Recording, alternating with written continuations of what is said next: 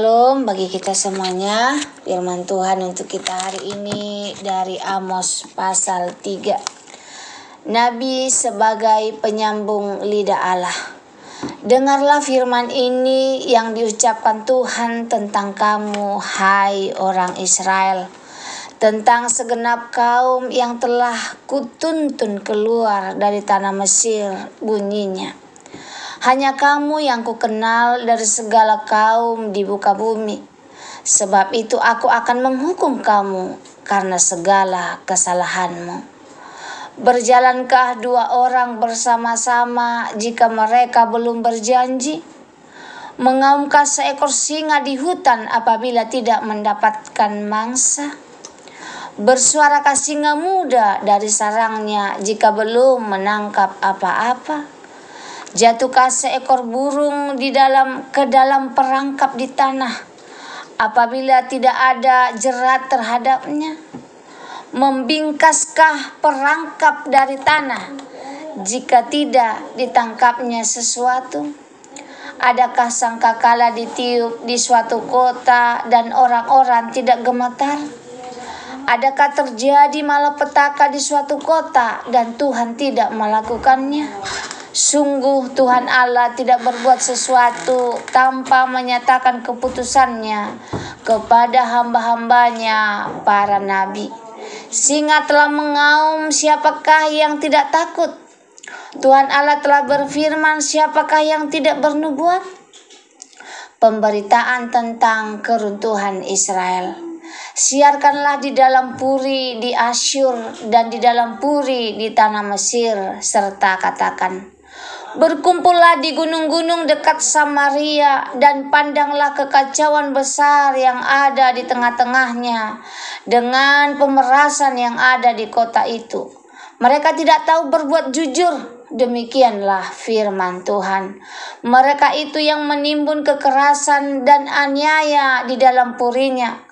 Sebab itu beginilah firman Tuhan Allah. Musuh akan ada di sekeliling negeri. Kekuatanmu akan ditanggalkannya daripadamu, dan purimu akan dijarahi. Beginilah firman Tuhan. Seperti seorang gembala melepaskan dari mulut singa 2 tulang betis atau potongan telinga, demikianlah orang Israel yang diam di Samaria akan dilepaskan. Seperti sebagian dari katil dan seperti sepenggal dari kaki balai-balai.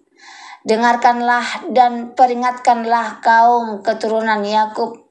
Demikianlah firman Tuhan Allah, Allah semesta alam, bahwa pada waktu aku menghukum Israel karena perbuatan-perbuatannya yang jahat, aku akan melakukan hukuman kepada mesbah-mesbah Betel, sehingga tanduk-tanduk mesbah itu dipatahkan dan jatuh ke tanah.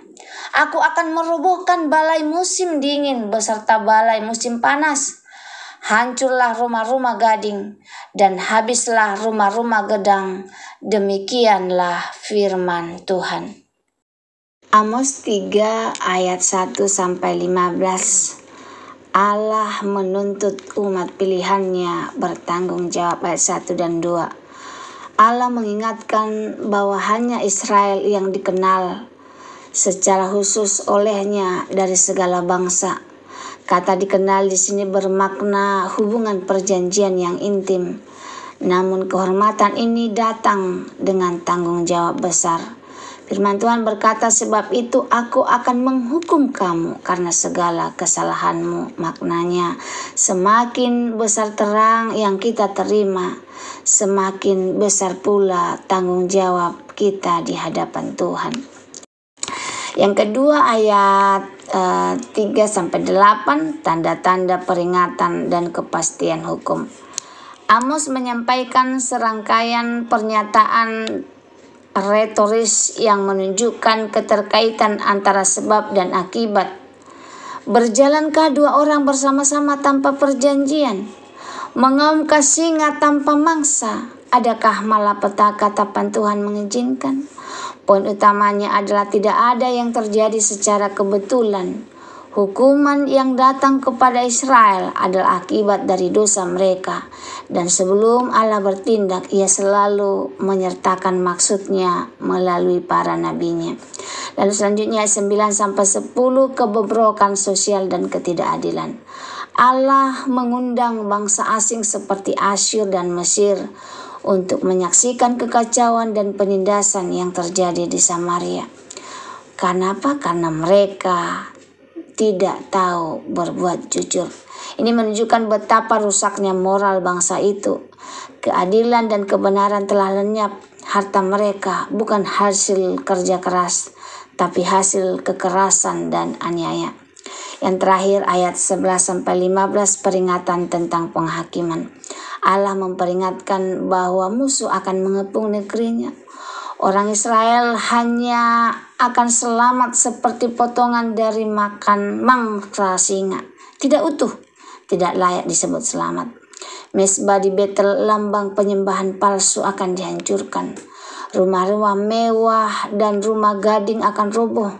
Lambang kemewahan dan kesombongan akan binasa. Renungannya bagi kita.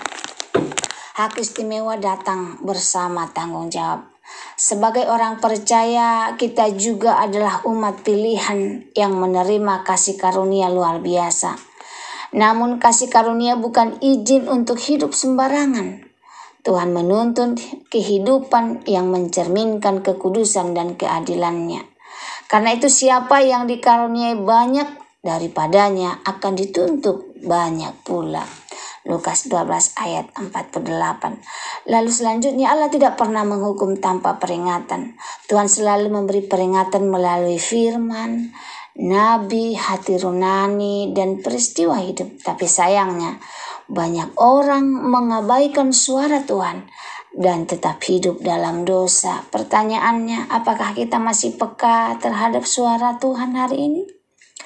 Selanjutnya, kejahatan sosial adalah dosa serius di mata Tuhan.